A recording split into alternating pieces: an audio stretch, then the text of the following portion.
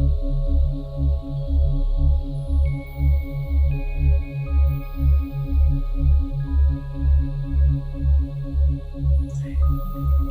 Shanti. Om Shanti. Good morning, good afternoon, good evening, and welcome to the EGY, Explorations of Gyan and Yoga. Just for the information of everyone, we are currently about 485 members. The topic this weekend, the tools for stabilizing the mind, using the powers to deal with negative emotions and settlement of karma. And really one of the aims of this EGY is to be relevant and useful. So hence the topic for today and tomorrow. Now, Sister Denise has sent us her notes. This session will explore the relationship between the concept of sin and feelings of internal emptiness, depression, negativity, and emotional roller coasting. The aim is to understand sin deeply, to explore negative emotions and how to deal with them using Gyan and the 8 powers.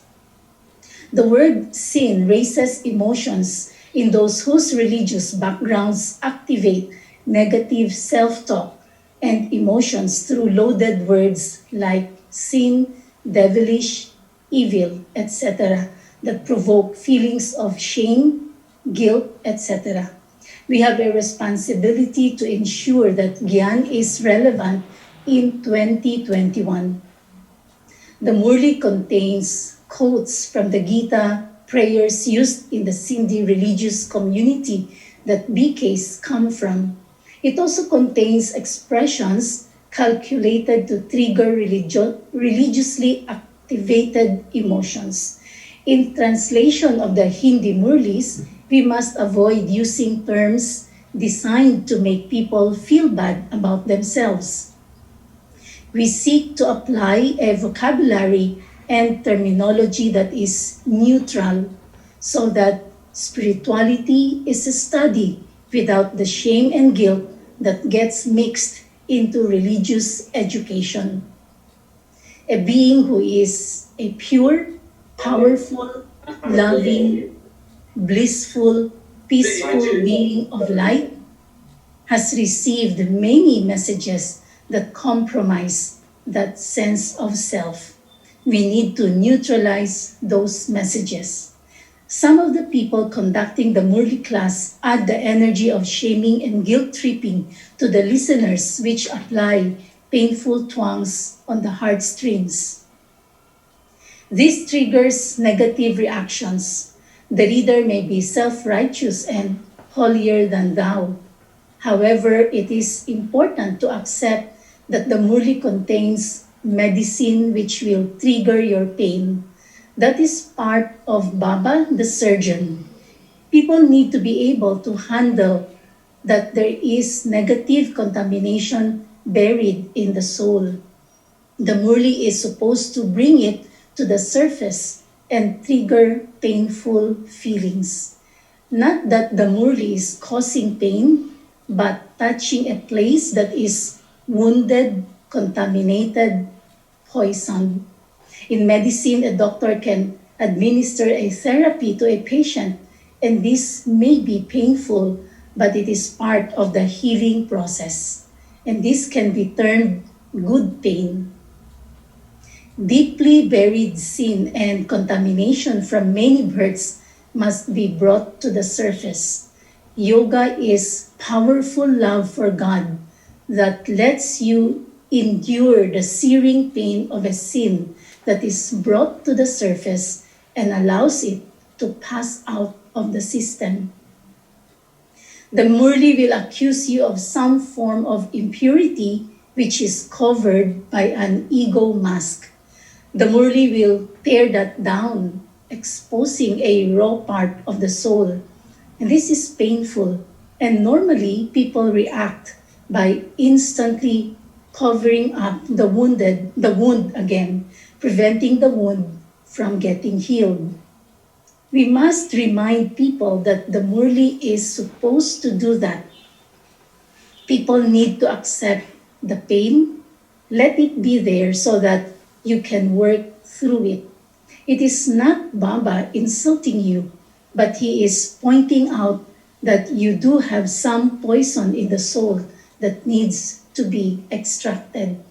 We need to allow the Murli to do its work of drawing out the poison.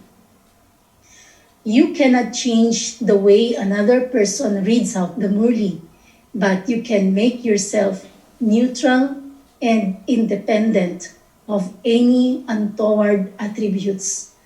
Due to COVID restrictions, most BKs are sitting with a written Murli or listening online, which is more neutral and impersonal than sitting in class.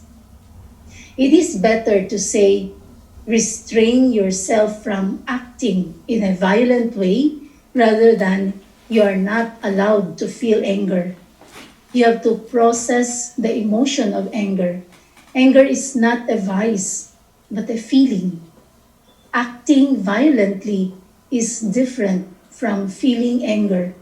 In BK culture, we don't usually make these distinctions. We need to change the culture of using the word vices for negative emotions. A negative emotion is a reality, not something you don't have a right to. A vice is the action, not the feeling. The Sindhi culture that Brahma Baba came from condones violence towards children as a good way to raise them. This was also common in Western culture until the 1970s. The psychological disciplines that address dysfunctional family behaviors emerged in the 1980s. BK culture did not readily adopt these ideas, but over the years, as some BKs began to need psychotherapy, mental health professionals made BK's administration aware that this must be considered, and the BK culture started to include this awareness. However, these changes are not reflected in the way the Murlis are translated. The Murli translators are not exposed to this and maintain the feelings of tradition. The voice of Shiv Baba gives Gyan, and the voice of Brahma Baba is connected with behavior modification. In the world's environment of spiritual study, the BKs are becoming progressively obsolete through disregarding the need to bring the psychological aspects up to date. Many BKs suppress or repress their emotions rather than process them due to this culture. Repressing your feelings in the name of God is not spirituality, but traditional religious attitudes. So on the first day, we can consider the culture of self-repression, repressing others, holier than thou mentality, and other old-fashioned attitudes that are now considered obsolete. 80 years have passed, and we are not children. This is not a boarding school of the 1930s and 1940s. We can discuss how some literal interpretations have not been helpful. On the second day, we will discuss what we should be doing at this time, appropriate ways to deal with the vocabulary, and look at how we use the tools for moving through psychological wounds. Deep wounds have been defined as sins, and the old school patriarchal mentality exonerates perpetrators, and victims are considered liars. and consequently penalized. This is now being more effectively challenged. The first day we can describe how the culture we have adapted, created, and amplified of repressing the self has not succeeded as we anticipated it might.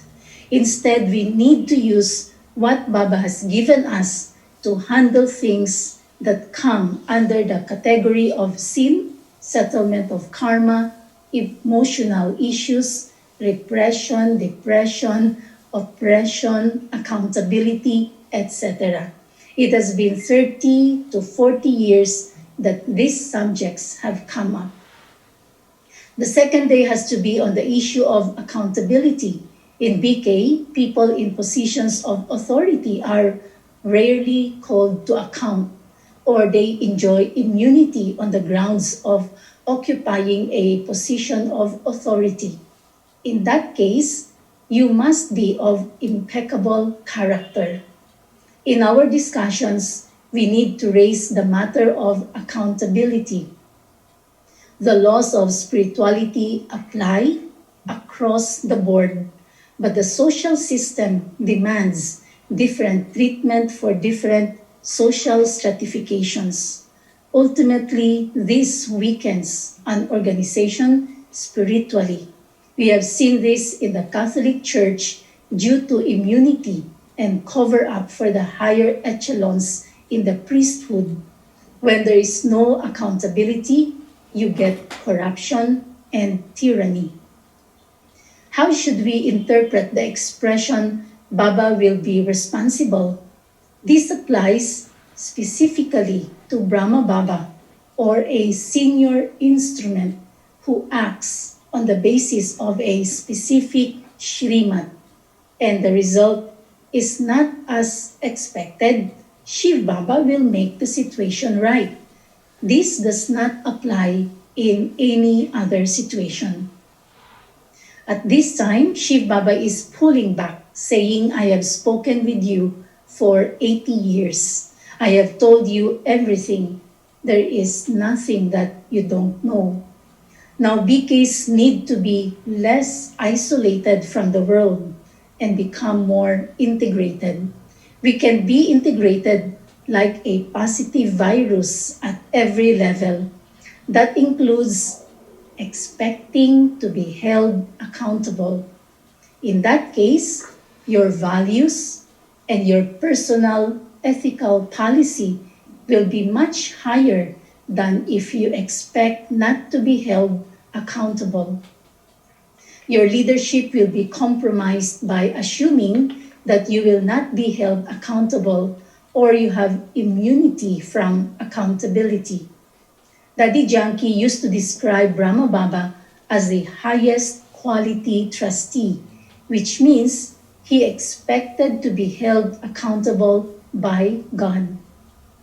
Our philosophical and sociological discipline must ensure that we do not fall into the trap of bending general principles to suit our own purposes.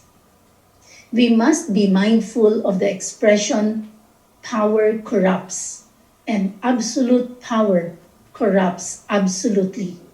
There are Avyak Murlis in which Bapdada says, I will call you to account if you abuse your position of power given to you by God. It is healthy to have a culture where people do not expect to get away with bad behavior. Just because the law kicks do does not mean that we should. In a world that is corrupt, how will you make a new world unless you are accountable at every level? Unless the BK organization is pure at this level, Shiv Baba will have to use some other people. He is not limited by BKs, but BKs are limited by Baba. We must fearlessly stand up for the principles we are studying and be prepared to answer all challenges. We are interested to contribute to moving the BKs forward. This means there will always be reactions, to try to keep things as they were. It would not be right to back down just because of strong reactions. Failing to answer challenges would fall in the category of sins of omission. We must avoid the tendency to ignore issues or form private groups to talk about it instead of raising the issue where it needs to be raised. It is healthy to bring the issues from behind the curtains to center stage as a discussion. It creates a safe space to express what you otherwise may be afraid to express openly. Using appropriate communication styles and disciplines is important when raising controversial topics. The past needs to be resolved. The confluence age is all about evolution, and our spiritual technologies also must evolve and advance.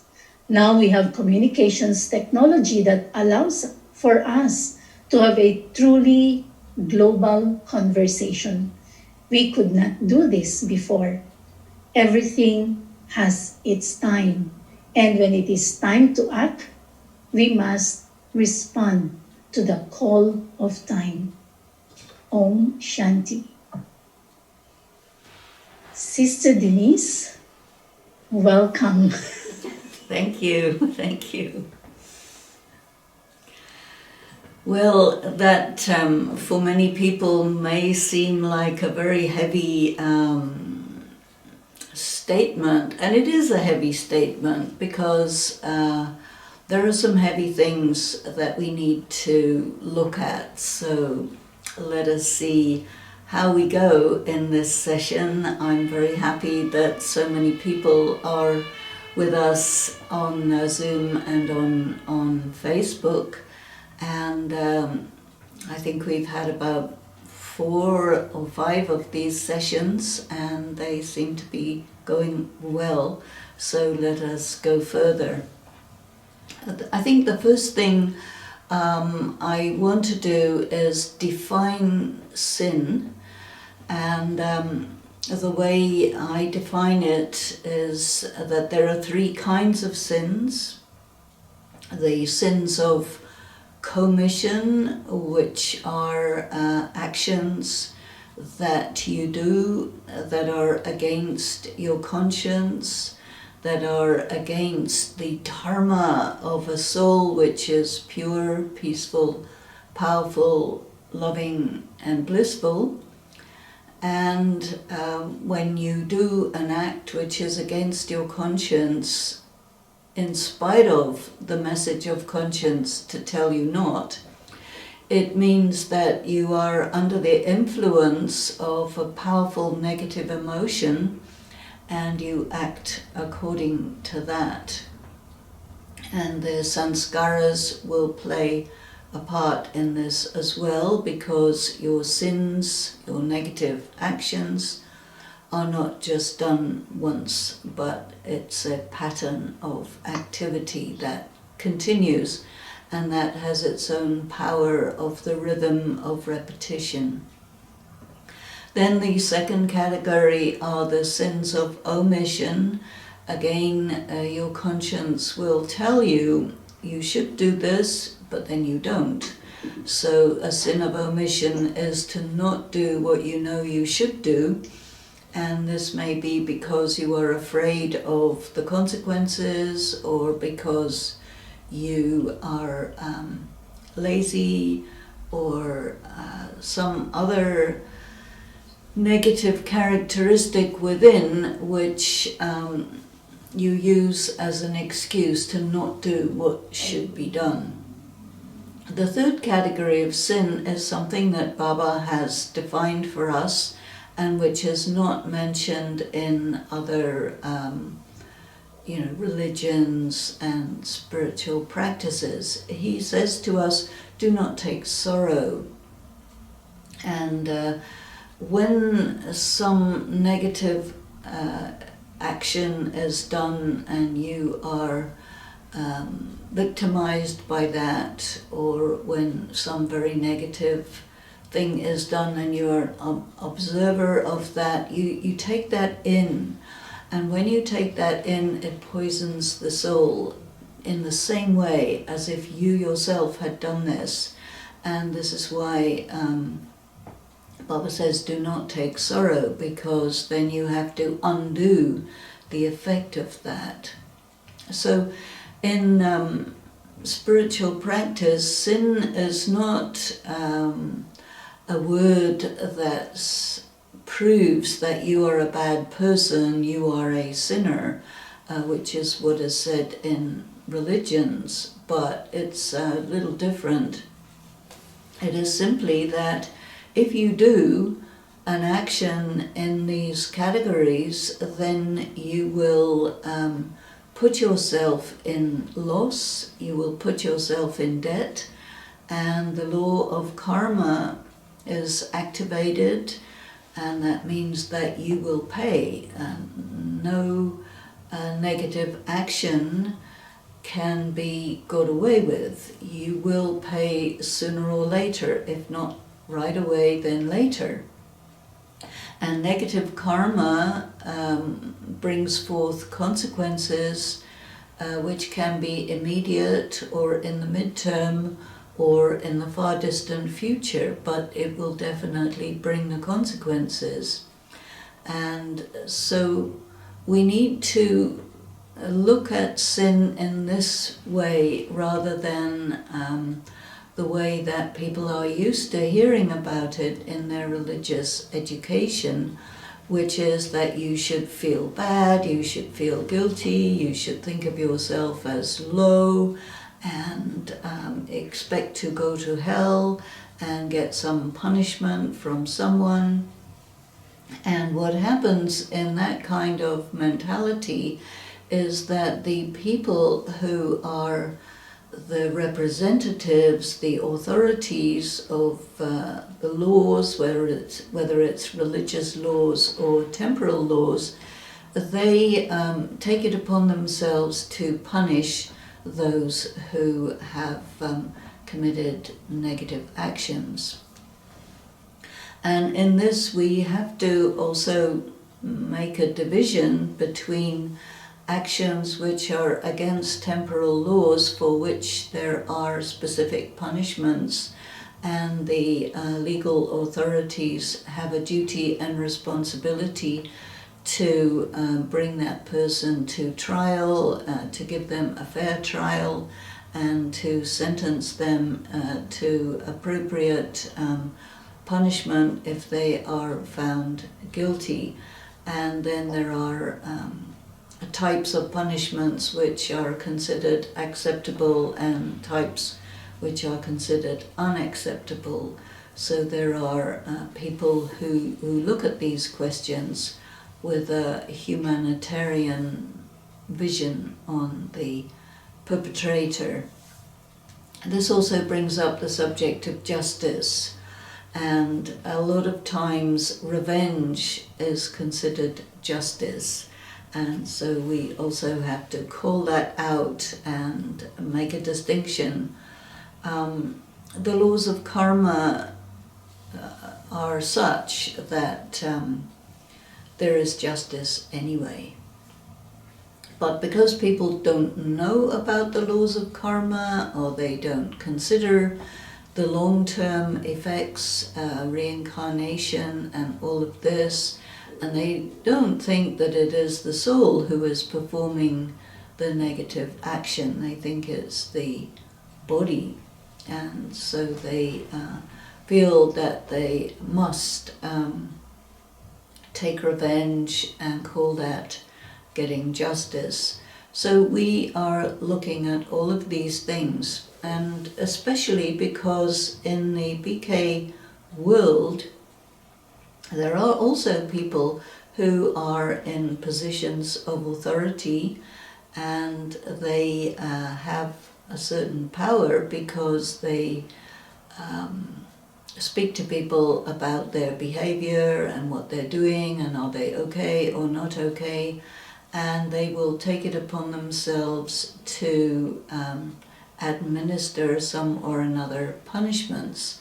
And some of those things are necessary. For example, in Baba's Gyan, there is a lot of emphasis on celibacy, so that if a person wants to come to Madhaban, they need to have been practicing celibacy for at least a year.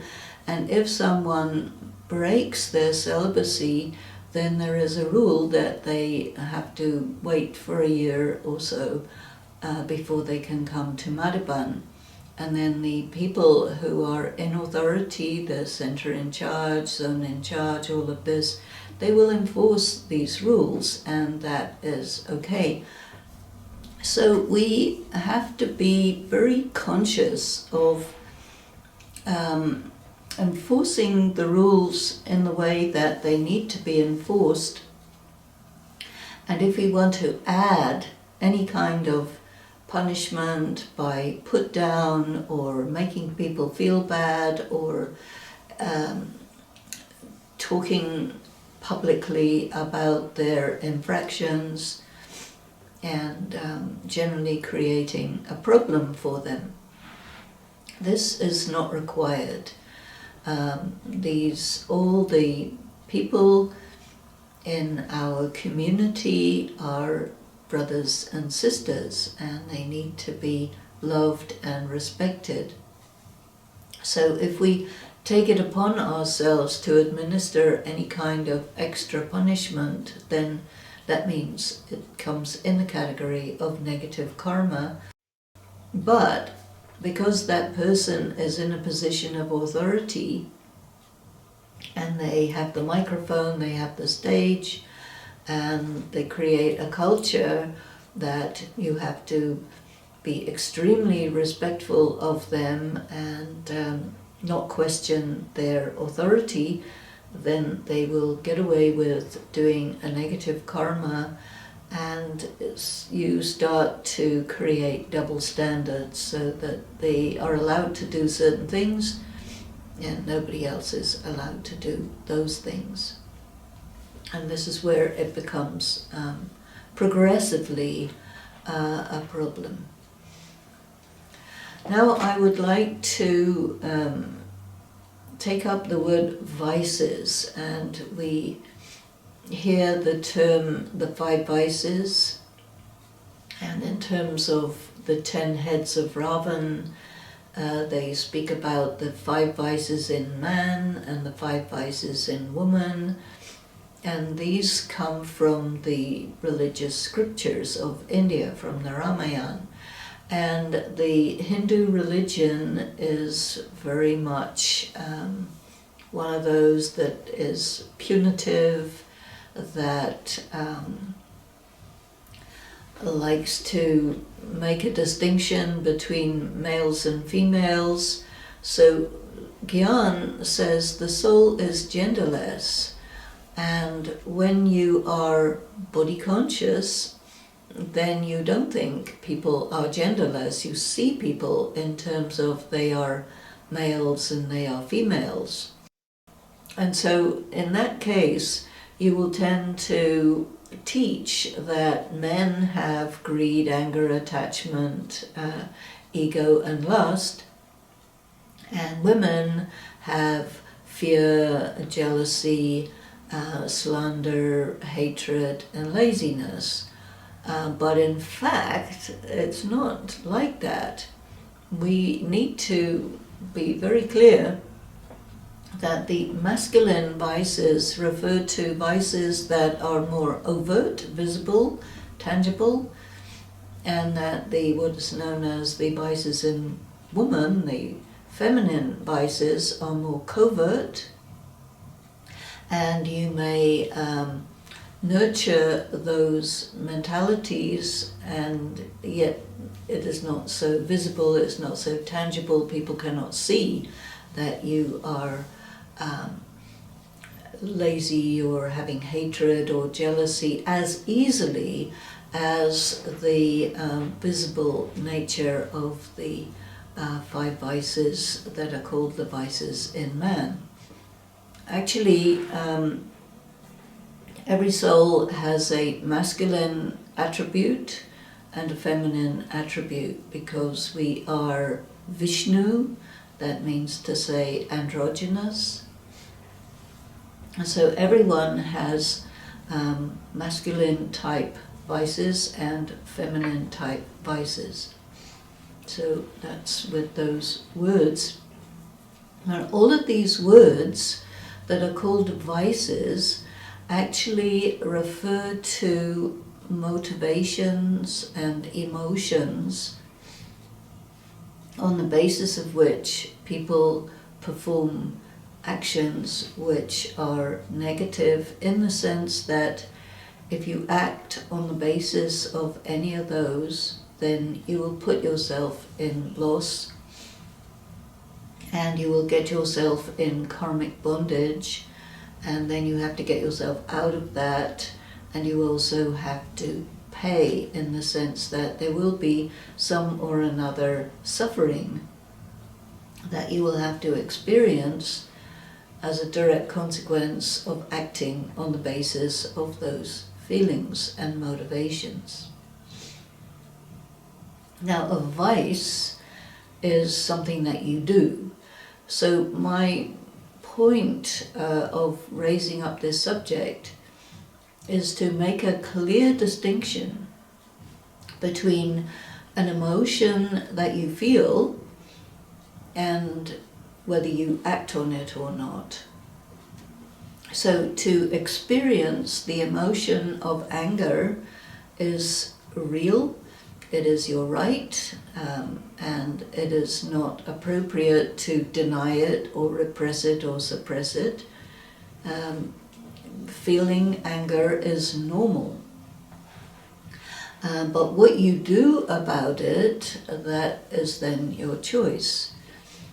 So if you feel angry because somebody did something that you don't like, then it doesn't mean that you have to go and punch them on the nose or do some violent act against them.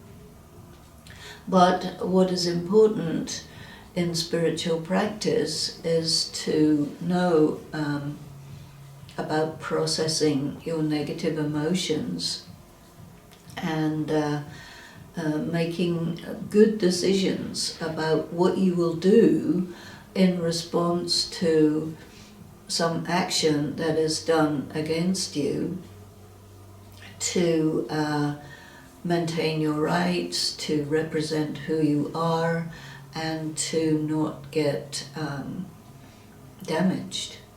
And so if you think, or if you are taught that if you have a negative feeling, that makes you a bad person, then that is really not the right message. And so using the word vices for emotions actually causes a lot of confusion, and it encourages people to suppress their emotions, repress their feelings, and basically become frozen yogis instead of people who process their emotions and get through the different provocations that happen to them. And this is the reason why Baba has given us the 8 powers. We operate in 2 environments. One environment is what we call the Lokic world, and so that means you're interacting with people who are not living according to the ideas and principles of Gyan. And then the other world that we operate in is the world of the BKs, where everyone is listening to the Murli, everyone is practicing to be soul conscious, practicing to remember Shiv Baba, practicing to rotate the knowledge of the cycle, and who subscribes to the ideas of karma, reincarnation, etc., as described by Baba in the Murlis. And so these are two very different mentalities. And what happens is that, according to my observation and according to what Daddy Yankee used to often say, you know, most BKs are really not that soul conscious most of the time, because it's very subtle and it's quite difficult.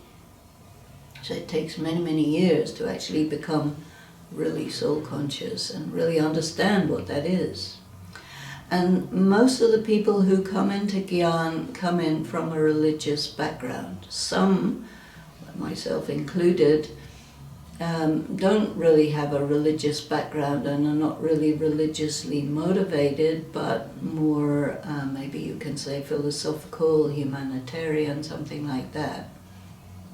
And therefore are much less susceptible to the triggers of religious language, which is specially designed to make people feel guilty or come under influence of authority figures and so on.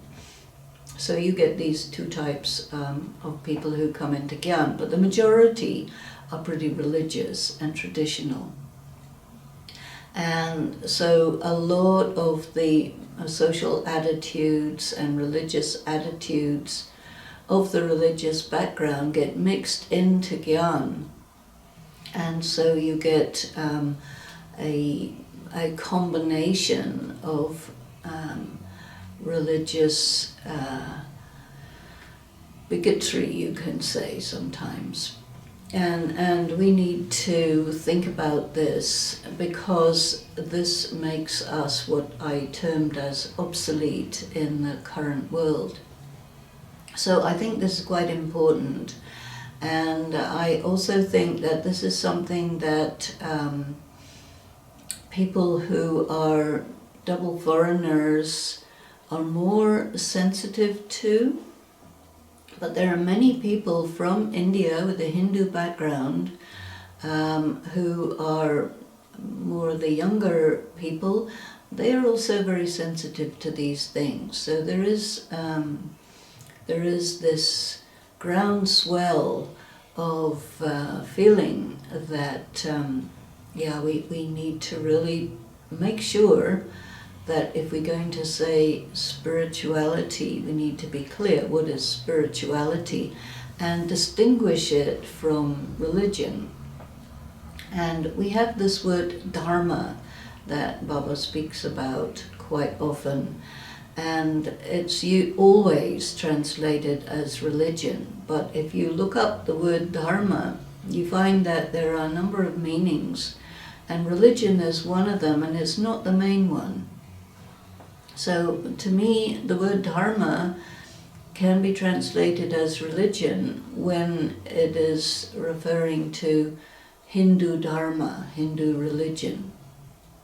But when Baba speaks about the original dharma of the soul, and you hear it, the original religion of the soul, you know perfectly well the soul doesn't have a religion, but the soul does have a dharma. And what is that? The dharma of the soul. Dharma means literally what you are. And what you are is not your religion. What you are is what you are. And what are you as a soul? Pure, peaceful, powerful, loveful, blissful, genderless, religionless, cultureless, nationalityless, you know. That's different. That is the dharma of the soul. So soul consciousness means to come into that mentality where you are independent of the projection that society will do to you, the projection of you are your gender, you are your religion, you are your nationality, you are your social category, you are your caste. All this is body consciousness. And so when you speak of the dharma of the soul, or the dharma, the deity dharma, it doesn't mean religion. You know very well there are no religions in the Golden and Silver Age. So the deity religion, there's no such thing. but there is the deity. I mean, I would call it civilization. I think that might work better. Because to be a deity has nothing to do with the religion, but it has everything to do with the way you are, the way you act, the way you feel, corresponding exactly to what a soul is when the soul is free from negative karma. And the description of a deity that is given in Hinduism, which is often mentioned in BKs, 16 celestial degrees complete, that means full of light, has nothing to do with arts or any of that. It has to do with light and power. Completely viceless, that is, you're not motivated by the negative emotions, and they don't even arise because you are free. Complete with all virtues, so all the virtues definitely will be there. You are ahimsa paramo dharma, which means that you are of the highest dharma of non-violence. So someone who is pure, peaceful, powerful, loveful, blissful, they're not violent. And so that is your dharma, to be pure, peaceful, powerful, loveful, blissful. And so this is a deity. And a deity also is called a giver. And devta means a giver. And then there is the opposite word, levta, which is a taker. So in the Iron Age, everyone is a consumer, they need, they're empty, they're needy, greedy, etc. because of being empty. And a deity has full power, full knowledge, full light, and therefore is a giver. So this is nothing to do with religion. And what we're doing here in Gyan is we are studying with God to reawaken what we had forgotten, what we had lost, because he says, you know, I have called you because from my perspective, you are the ancient souls who were there at the beginning of the cycle in the Golden and Silver Age, and you used to be deities, and then all that got lost, and you became worshippers, you became people who are filled with plenty of karmic accounts and negative karma and so on. And so this period of the confluence age is to move away from all of that, to restore oneself to one's original condition as an embodied human being who is classified as a deity because of all the characteristics that are there. And there will be a kingdom, a civilization, and depending on how you study and practice this, you will have a status that corresponds to it. So this is what I wanted to take up, because I think that in the early days of Gyan, this was gradually becoming clear. Definitely when people speak about Brahma Baba, how he was a really great patriarch and he was a great authority. People were actually quite scared of him. And he was definitely part of that mentality where, you know, the religious authority is like that, and you know, to shift from that kind of religious mentality of the place and time where he was to this time is a very, very big shift. And people who are in that part of Pakistan, they became the Taliban, and you know how their mentality is. And this was the current mentality at that time, and it was normal, but it is not coherent for us in 2021 to be like that, and most of us double foreigners do not really have that in our background.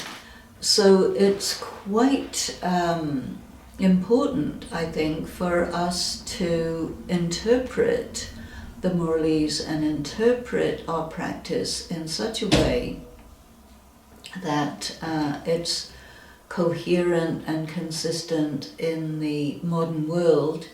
And one thing that is mentioned in the Gita, God comes to destroy all the many religions and establish true dharma. So, the different religions are based in this quite strong, oppressive attitudes to keep everyone in line, and many of the attitudes are very punitive, and all of that is falling away in the world as things are developing, and especially there's been a lot of work done on violence, on the psychological effects of growing up in very punitive households,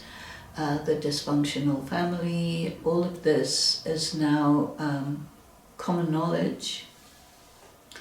And so my point is that we need to make sure that all the aspects of our culture, of our community of BKs, includes that and reflects that. So I think I will stop now. It's coming up to 10 o'clock my time, and I'm sure that some of you have some questions, but before we go into that, let us just stop for a moment to sit quiet together and think about what does it mean to be a pure, peaceful, powerful, loveful, blissful being of light, genderless, raceless, cultureless, just pure consciousness.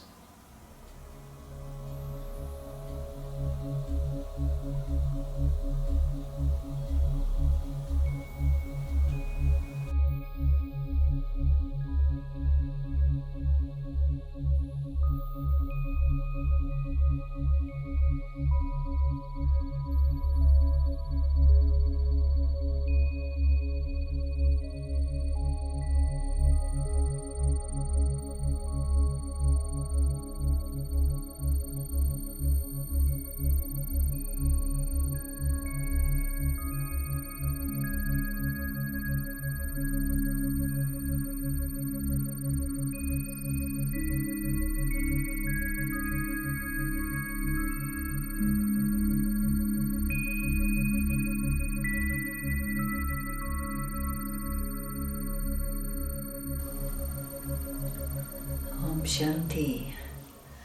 So let me turn it over to Sister Rose again. Om Shanti, Sister Denise. Om Shanti. Thank you for that very insightful input from you. There's a line that struck me when you said, vice is something that you do, not the feeling. Because, for example, anger, to feel anger is normal. Is that right? Well, yes, for most of the rest of humanity it is, because there are many things that make you angry, and so you feel angry. Okay. And I think I'm guilty in that I have been telling, students that anger is actually not our natural self, because our natural self is pure, peaceful, loveful, and so feeling angry is actually not our natural nature. Well, that's true, but at the same time, you are connected with your sense perception, your senses. And through your senses, you experience this or that event or words or whatever, and it goes into your mind, and you have emotions that are triggered by that. The difference, if you are in spiritual consciousness, is that you have the power of tolerance, accommodation, facing this and that, to be able to process that emotion rather than that emotion taking you over and then you doing some action which is against your conscience because you're not in control of yourself, and then you do something that you later regret. That is the vice. But the feeling of anger is not a vice. The feeling of anger is something that is there, and the power of yoga is something that enables you to process that so that your response to the provocation is not on the basis of an emotion, on the basis of being out of control, but it is on the basis of clarity, wisdom, understanding. And it's not that you don't respond, you definitely do respond. But in order to respond in this way, you need to be in your power. And that's the difference. So when we talk to people about you should not be angry because it's not your natural nature, this is what the Gyan has taught. And so it's very normal that you would say that. But basically what I'm saying now is we need to challenge that, because of the way people interpret it causes them to freeze up all their feelings, and it doesn't actually make them spiritual, or it doesn't advance them, it doesn't enable them to process their emotions, but they just sort of tie themselves in a knot, and this is not healthy. It's not spiritual. When you say process your feelings, how do I actually do that? Okay, some emotion is provoked by some event, or somebody says something, and they will touch a wound. And so there is a powerful feeling that rises within you which wants to take you over. Mm-hmm. And if you're weak, it takes you over and you're out of control. Sometimes Baba compares it to an evil spirit. Because when somebody is possessed by an evil spirit, they can't control what they do because the evil spirit takes over. So he says these feelings are like evil spirits, and if you're weak, you become totally under their influence. But the idea is to be strong. That means that you can accommodate that feeling. So you have to broaden yourself to be able to allow that disturbance to occur within you and subside. Because it rises, it persists for some time, and then it subsides. And you need to be able to hold it until it subsides. That is what you do. And something may be very painful, something somebody does, or even a physical illness. You can have physical pain, emotional pain, psychological pain, social pain. You may be exposed, or character defamation. All these sorts of things create very bad feelings. And so we need to face, sometimes people will make us face the truth. which we don't want to face. Recently I was with some people, and one of the people had lost a relative in a war that is taking place at this time, and couldn't accept that that relative had died because there was a lot of attachment. And this has been more than a year. And so another person was talking to them and really getting them to face the reality that yes, this person has died. And then they had to also allow their emotions of grief and loss to arise and process that and let it subside and go from a state of denial to a state of acceptance. That is painful. And so when you have people around you who are very caring and loving and give you the space to go through that emotion, that's very positive, you know. But otherwise, if you just say to yourself intellectually, okay, I'm not allowed to feel anything, then, you know, you just kind of squeeze yourself, and it's very, very unhealthy psychologically for a person to live like that, and it makes them very weak. Because when something happens that is bigger than or stronger than their ability to hold it down, then they'll explode. And what's spiritual about that? Nothing. Okay. So Denise, let me read some comments that are coming in and questions too. What is the difference between feeling and emotion? Well, feeling is a word for an emotion.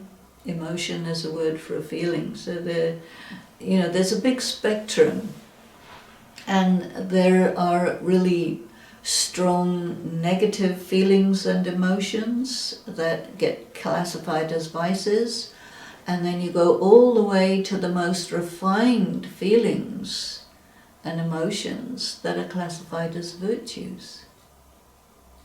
So when you take the whole spectrum, you see that cutting it in half and calling one half virtues and the other half vices is like cutting a person in half. And we need to be full spectrum people, but we need to be able to manage our feelings and feel them intensely without getting taken over by them in such a way that we do something regrettable. Can you elaborate on the other 5 minor vices? They're supposed to be jealousy, hatred, slander, laziness, and fear. You see, and to me, if you say that fear is a vice and you're not allowed to feel fear, what are you going to do with that? It's not a vice, but when you experience fear, it's like a given. And you have, in my view, 2 options in the face of fear. Either you respond with courage or you respond with cowardice. So if you respond with cowardice, that would be a weak action. If you respond with courage, that would be a powerful action. That would be a positive karma. But fear is not a vice. Fear is a reality. You know, if you don't have fear, there'll be something wrong with you. I met someone who had no fear, and they were not a very good character. So what I'm saying here is we really need to revisit our vocabulary and think about the meaning of the words that we use and act according to what these words actually mean, rather than some other meaning that gets projected onto it, which actually keeps people spiritually weak and ineffective, and therefore we are undermining what we're trying to do by doing that. So why are we doing that? We don't need to. More questions on these vices. Yes. how come Baba emphasized the 5 vices for both men and women, therefore 10 heads of Ravan? But in Hindu tradition, the 10 vices are the LJ, anger, lust, greed, attachment, ego. And then there's pride, indifference, selfishness, extravagance, and carelessness. How come these 5 other vices are not talked about in the yagya? Well, that description that you've got probably came from somewhere on the internet, but and a Hindu tradition has all sorts of variety within itself. So these particular ones that I enumerated are the ones that the BK world talks about.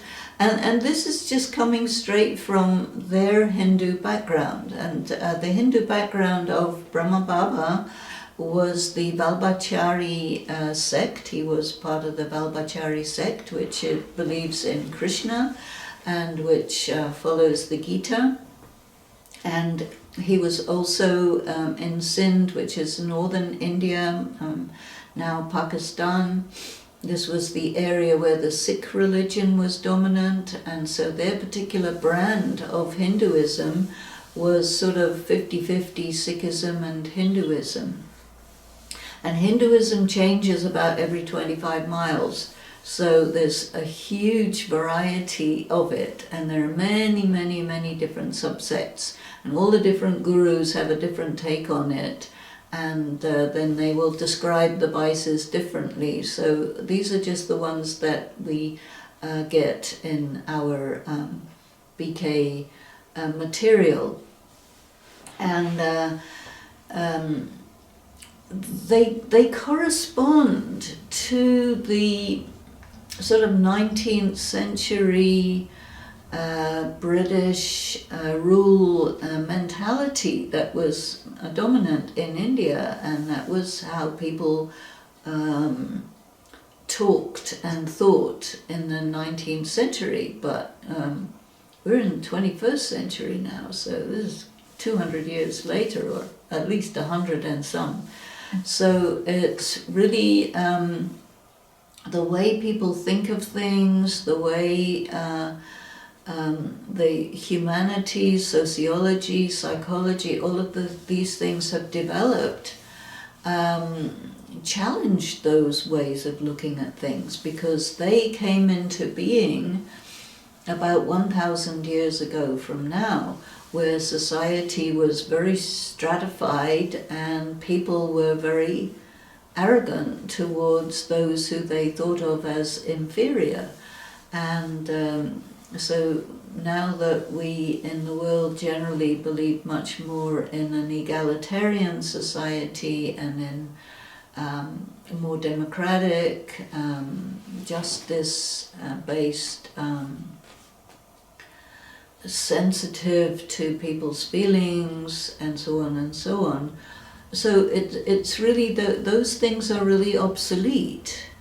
And so what Baba has taught us is, I think, quite hidden in the Murlis, and people don't really extract it, but I have taken it upon myself to try to extract it, which is some of the things that I put in the Murli notes that come out daily together with the Murlis, so that people get an opportunity to be more neutral about some of this vocabulary, because it is very loaded words that are used.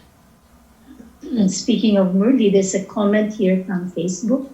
The way the Murlis are sometimes worded in English, one can't help but bring to mind the always jealous, anthropomorphic God of the Christians, who has a penchant for casting fear and guilt, who coerces blind obedience and discourages logical thinking. There's just too much loathing in the way they are expressed. Sometimes I would yearn for a positive and happy Murli. In churning, I would just focus on what makes sense and put aside those that do not. Yeah, well, this is very wise, and this God is not just the God of the Christians, but the Islamic God is just like that, and the a lot of the Hindu angles on God are like that, and so it comes through because the people who translate the Murli are also that way. So what can I say? And this is why I say what I say and do what I do, to try to create some sort of a way of for people to not come under the sway of that, because it's extra, you know. Sister Denise, there's a question here. Should we rewrite the Murli for Westerners? Well, I think that, you know, the work that was done when the Murlis were first translated was a huge piece of work, and that it's really not realistic to try and redo it. And I've thought about this a great deal, and occasionally I have retranslated a Murli that I thought was particularly interesting and appropriate.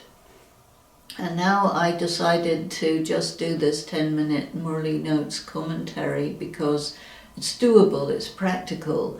But the other thing that is in my mind is to see the study of Gyan topic-wise. You know, the Murlis are the ocean of knowledge, and he speaks through his instrument, Brahma Baba, and Brahma Baba's angle on spirituality and his background and so on is definitely there to a very large extent, and there's nothing wrong with it. It's just that the times we are in now, they're changing, and how people relate to those words and people's sensitivity, and they really want to practice spirituality in a very refined way.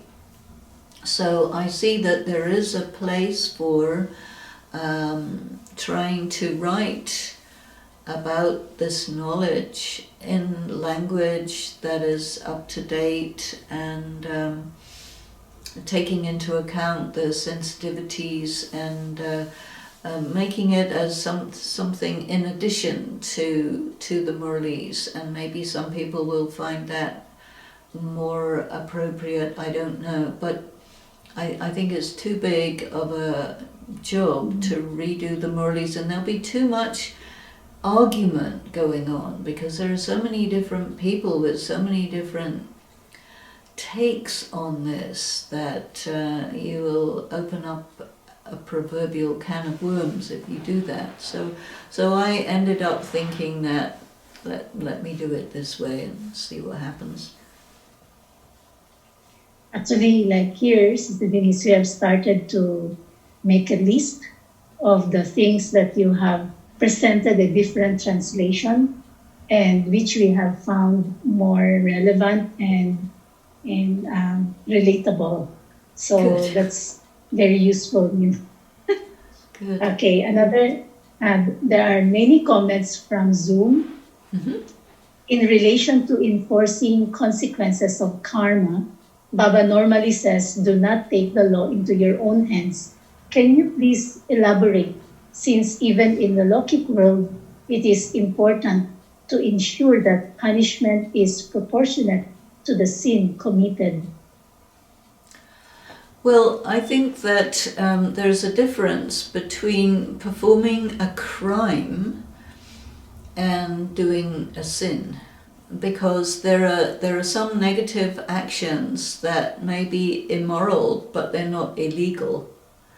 So things which are illegal, there is a process and due process and system of the law and so on, and that must take place. But when we talk about morality, and I have a thing about morality which you must have heard a few times, because my point about morality is that it was created, I figured, about 1,000 years ago, where there was different law for males and different law for females,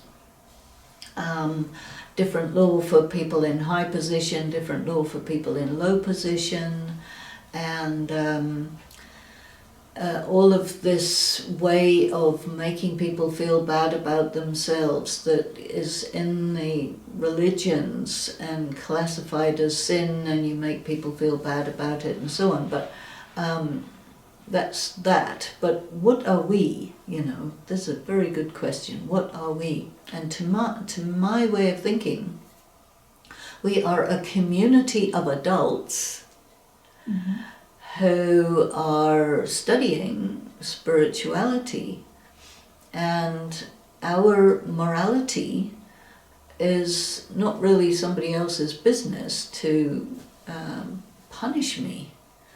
And if I commit a crime, then that's different. But if I do something that to me is all right, but to you is not all right, then you can confront me about it, you can challenge me about it, but it's not up to you to punish me for it. That's none of your business, you know. You have to go through the appropriate channels if there are any. But there is another situation, and many BKs who say, so-and-so should not be happening, someone should do something about it. And of course nothing is ever done. And then they get frustrated about that. In interaction, human interaction between people, we have to constantly negotiate our relationship. And in any relationship, you build up agreements that, you know, how we will run our relationship so that it works for us. And it's going to vary from person to person, from group to group, from family to family. But I think for us, what Baba is teaching is incredibly valuable, because it gives us all the information we need to be able to negotiate our relationships in such a way that we are free, that we are personally in our own power, that we are emotionally stable, that we understand what's right and what's wrong in a very refined way. And if somebody will accuse us of something wrong that we know is very right, we won't go into doubt about ourselves. We have many ways that we can take care of ourselves behind other people not liking what we're doing or how we're doing it, even though we know that it is right. So I think we're very blessed, we're very lucky to have this, and then it becomes our responsibility to translate it in terms of how we conduct ourselves, how we interact with each other, and model our interpretation of what Baba is speaking, because this then becomes the foundation of the coming civilization. We know that this world is falling apart like anything, and it will ultimately collapse totally, and after that, out of the ashes of that, comes a new phoenix, which is a new civilization, and we are the embryo of that. So this is a comment from Vanji. What to do with all the mismanaged emotions that over the years have been a result of taking the Murlis literally? For example, do not be angry or don't cry. BKs may have been punitive to themselves or others when they express these emotions, or people have repressed these emotions with what you mentioned, such as do not give sorrow, do not take sorrow. Again, I think that in these words, sorrow, I would absolutely cross out that word entirely and say, okay, harm. do not harm another person, because anybody can accuse you of giving them sorrow because you may do something totally right and they may not like it and accuse you of giving them sorrow. So when we use emotive words for something which is act, you must distinguish between the feeling and the action. And the word sorrow, like even in the Murli today, it was all about the word happiness. And that was really quite a mistranslation. It should say prosperity. And unhappiness, it should say poverty. And there are people who don't have money who are happy, and there are people who have plenty of money who are unhappy. But the word sukh and dukh does not mean an emotion. It means prosperity and poverty. And people from India know that if you have a lot of money, that's good and make you feel happy, and if you don't have money, that's not good. So they don't have any problem saying that prosperity is happiness. But when you're going into very sensitive emotions and you're trying to apply what the Murli is saying, you need to have the words that are correct. And you need to know that in the Murli today, mostly everybody has heard it, wherever you see the word happiness, change that to prosperity. And wherever you see the word unhappiness, change it to poverty, because that's what it was about.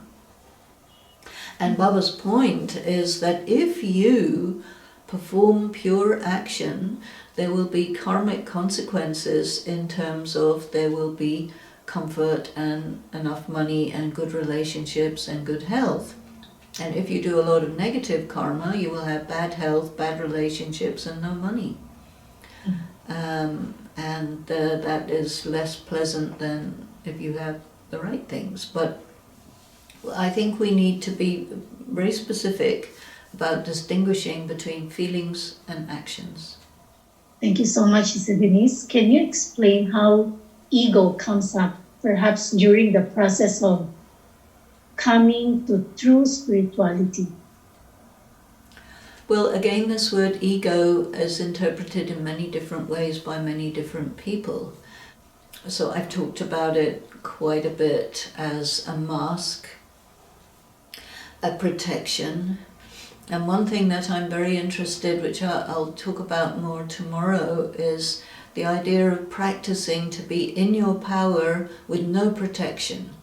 Because the ego is a system of protection that you create around yourself because you're not in your power. You're not strong enough to manage what's happening. So you have this ego walls. And ego is not a vice. Ego is a system of protection. And if you can make yourself so strong that you don't need any system of protection, then you can be totally yourself and totally vulnerable because you're strong enough to handle all of the stuff that comes at you. And it seems to me that's rather a good thing to acquire. What's the relationship between deity, dharma, and the 16 arts of life?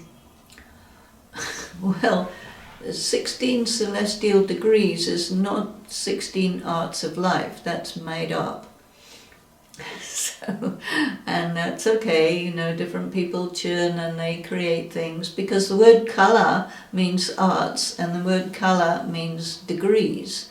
And so some people translate kala as arts and some people translate it as degrees, but the people who translate it as arts do not know that what you are trying to get is power from God, which comes in the form of light, which gives you the capacity to perform as a very well qualified human being, which is called a deity. And then people have come up with all these arts because that's all part of the morality, and it's all part of what they think that women should be able to do, like embroidery and cookery and look after babies and all of that stuff, which keeps women in a particular limited category. And that's all part of the traditional patriarchal system. But to me, I'm much more interested in, do we have the full 16 full moon amount of light that comes from God, that translates into all kinds of skills and capacities and refinement and so on. To me, I interpret it like that. Dearest Sister Denise, given the issues you raised here, the spiritual prerogative to process emotions, traumas, etc., examining our relationships to authority, deepening and decolonizing our understanding of sin and vices, and so on, how do you connect and process the Murli so that some of this newness comes through with courage and truth? Well, I try to do this on a daily basis in the Murli notes. So if you are interested in that, there is a SoundCloud site, and maybe Maggie could put that up on the chat so that you can listen to that, because you have the Murli, and then if you listen to the Murli notes, it will mention alternative ways to translate certain parts of it, and it will explain certain things which very often people don't know, or something like that. And I try to give people an angle on the Murli so that it's applicable to them and maybe soften some of the hardness that comes through sometimes. We all have our limitations, and I sort of think about, okay, now what is doable, what's possible over a long period of time, because to do what God is doing, that's out of range for a human being, and we have to recognize that He has done what He has done and how He has done it, because ultimately it works, and then this is our part in it. How does Sister Denise understand burning sins? Okay, this is a very interesting one. When a sin comes up, right, and a very powerful situation or experience or pain or something comes up, it is like a fire. And this fire is intolerable for the person. And so you get sort of taken down by it, or made miserable, or you have to go take some medicine, or you do something very negative. But the power of yoga is another kind of fire, and the fire of Baba's love goes together with that fire of the sin, and the two fires neutralize each other, and then that sin is made to disappear. You've processed it, you have let it go to the highest level of intolerableness, and you have tolerated it, and it has subsided. And by the power of your love for Baba, these two energies can knock each other out. Can you please elaborate when they say that now it is Shiv Baba speaking, and at other times now it's Brahma Baba speaking? Well, there are two of them, and Shiv Baba will give us the knowledge, and the knowledge is you are a soul, not a body, and there are not female souls and male souls and things like that. Souls do not reincarnate through 8.4 million species. You're always a human being. This cycle is eternal, predestined, and identically repeating. God is not omnipresent. He is there in the soul world, and He is active through the copper and iron ages, but he actually comes and speaks to us in the confluence age, and he does that only through the instrument of Brahma, and then after that through the instrument of Dadi Gulzar in the form of Bab Dada, the Karmatit form of Brahma Baba and Shiv Baba combined. But in the Sakar Murlis, sometimes you cannot tell who's speaking, and sometimes you can tell really clearly. And when there was unclarity, it was always said, well, consider it to be Shiv Baba, because people would question Brahma Baba's authority, that who is he? He's just a guy, you know, and he's a normal person with plenty of negative karma and. So people didn't really recognize that he was and is the number one human being, you know, because so disguised, and even you can hardly recognize your own self, that you are a former deity of the golden age, and now you're just a regular person, and because you're so covered in the effects of loss of spiritual power and acquisition of negative sanskaras and whatnot, you can't even recognize yourself. So this is why. And then also, again, because people are religious, so they are more inclined to listen to God than anybody else. Are the rules for coming to Madhuban religious? What is the role of Madhuban now? Oh, well, Madhuban is asking that also. And I do get quite a bit of communication from Madhuban, and the COVID-19 rules are such that Madhuban has been closed for almost a year. The COVID-19 has got new mutations, and nobody knows what's going to happen or how long this is going to go on for and what the consequences are going to be, but they're definitely going to be dire. Airplanes are going to be very expensive. I think there will be big changes, but it's not clear. So we have to wait and see, I think, is the best at the moment, because nobody can go to Madhuban now, nobody can go to India, everything is closed, locked down. We can't even go, down the road for a walk.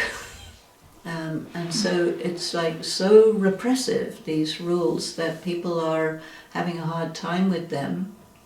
And in the meantime, the economy is changing, the politics is changing. And I think when this is over, the world will be a very different place, including our BK world. So the best thing we can do, I think, is to make ourselves strong and really use this time to increase our meditation and deepen our understanding. So this is our last question for today. What to do when I feel down and there is sorrow, and it is harder to have yoga, and the Murli is harder to imbibe? It seems like Gyan and yoga are not really efficient for feelings of sorrow and depression. No, well, feelings of sorrow and depression is a test. And you need to give yourself permission to feel those things.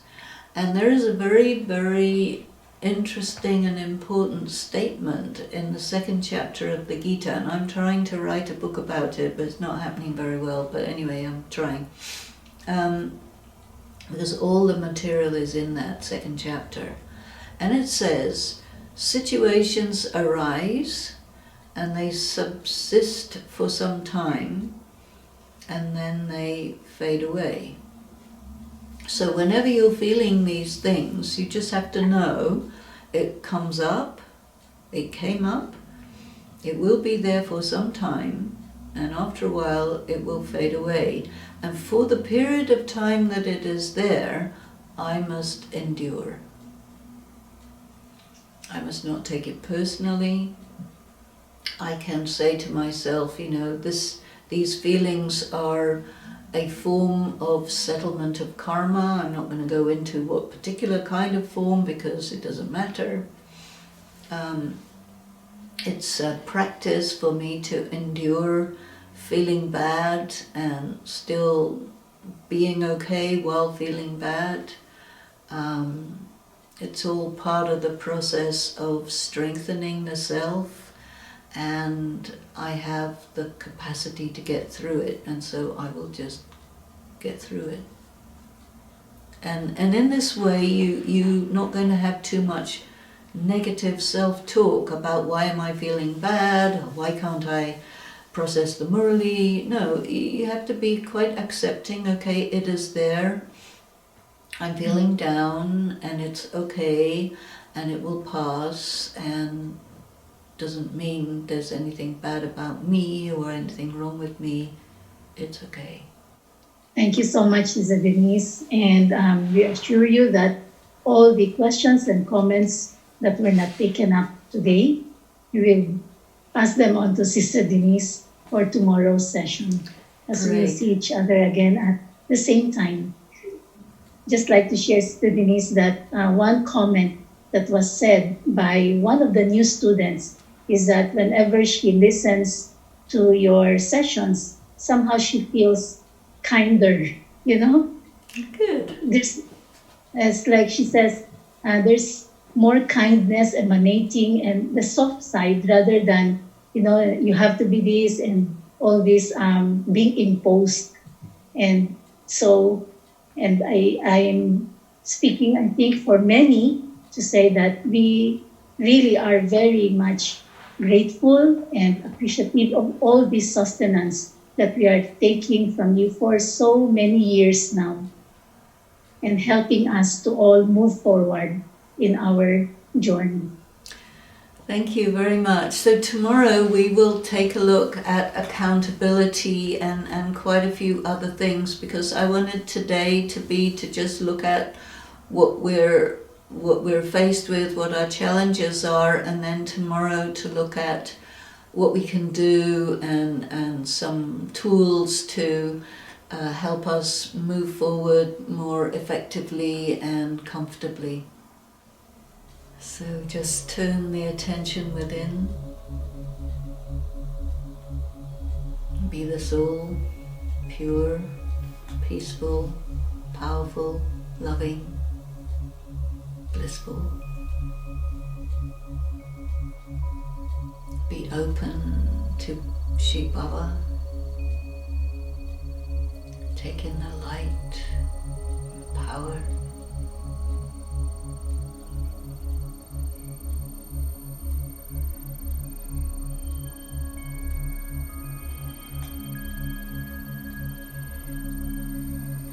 Enjoy the stillness and the silence.